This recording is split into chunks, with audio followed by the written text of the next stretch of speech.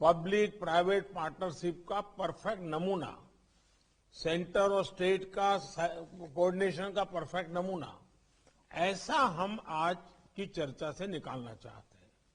इस वेबिनार में agriculture, dairy, fisheries जैसे भांति भांति के सेक्टर्स के एक्सपर्ट भी हैं। पब्लिक, प्राइवेट और कोऑपरेटिव सेक्टर के साथी भी आज हमें उनके विचारों का भी लाभ मिलने वाला है।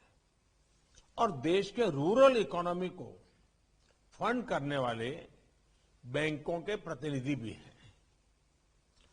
आप सभी आत्मनिर्भर भारत के लिए जरूरी आत्मनिर्भर ग्रामीण अर्थव्यवस्था के महत्वपूर्ण स्टेक होल्डर्स हैं। मैंने कुछ समय पहले संसद में इस बात को विस्तार से रखा था कि कैसे देश के छोटे किसानों को ध्यान में रखते हुए सरकार ने बीते वर्षों में अनेक महत्वपूर्ण निर्णय लिए हैं। इन छोटे किसानों की संख्या 12 करोड़ के करीब है और इनका सशक्तिकरण, इन छोटे किसानों का एम्पावरमेंट ही भारतीय कृषि को अनेक परेशानियों से मुक्ति दिलाने में बहुत मदद करेगा।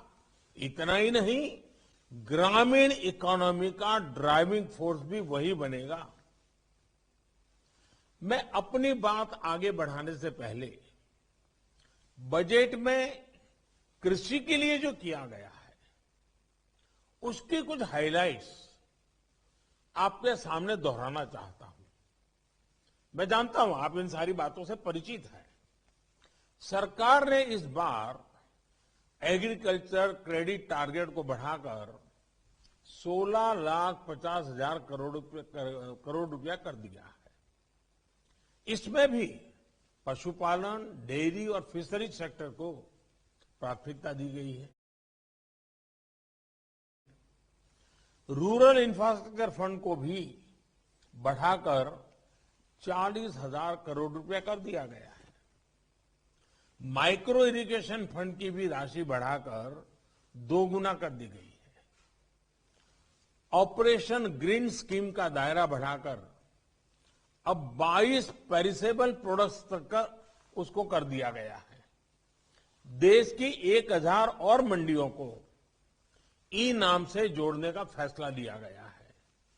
इन सारे ही निर्णयों में सरकार की सोच झलकती है, सरकार का इरादा महसूस होता है और